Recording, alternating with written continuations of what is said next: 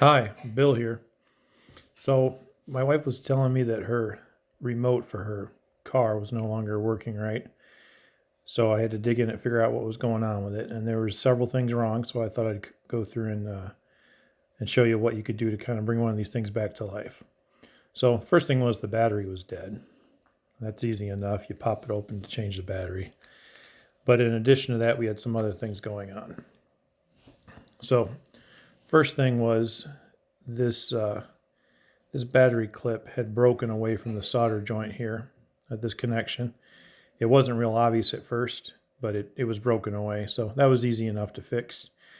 Um, just took my soldering iron and soldered that clip back on. And then the next thing I did was all of these contacts. Basically, the way these things work is there's a button that makes contact with these crosses across.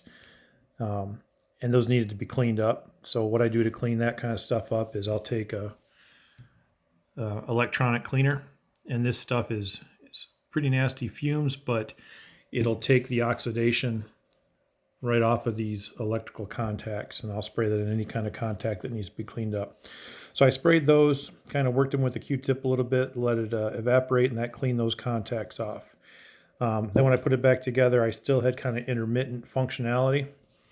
But I found out if I would take a piece of metal and cross across these contacts, then the thing would work fine.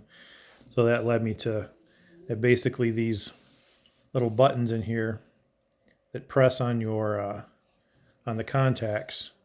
They're little carbon contacts, is what they are. That's what this black is. This is the way they normally look, and that carbon wears out over time, and then you have to press harder, and then eventually it'll quit working.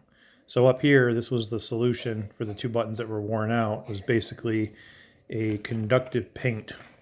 And you can buy this stuff on Amazon, less than $10. Got it in a day on Prime.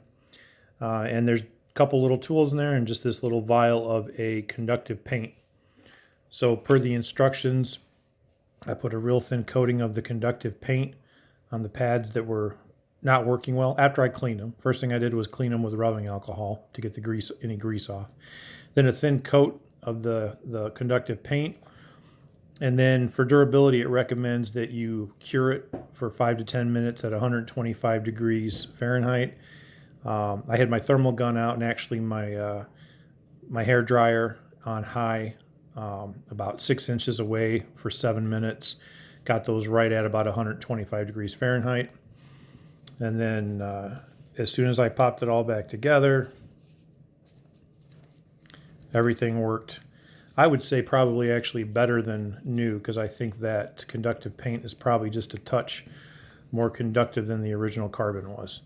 So the thing went from completely unfunctional to working as good or possibly better than new. And I would say this vial of stuff is probably good for about like 1,000 buttons. So TV remotes and all that kind of stuff.